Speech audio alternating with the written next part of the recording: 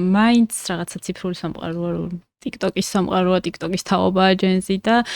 მაინც იყო ეგ, რომ აი კონკრეტული სცენა ყოფილიყო ისე აგებული, რომ როგორც დამოუკიდებელი სცენა სოციალურ ქსელებში როცა განთავსდებოდა, იქაც რაღაცა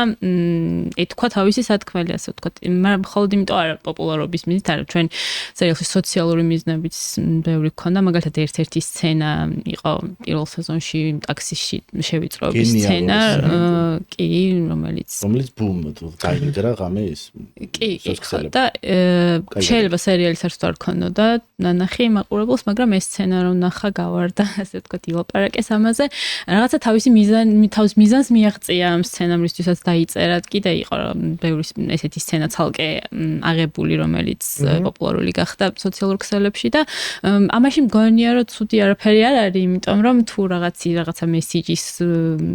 გატარება გინდა, რაღაცის თქმა გინდა საზოგადოებისთვის, შეგიძლია რომ ეს პლატფორმებიც გამოიყენო TikTok-იც ის რაღაცა თუნდაც მოკლე ვიდეოთი, რაღაცა შენი სათქმელი თქვა და ამიტომ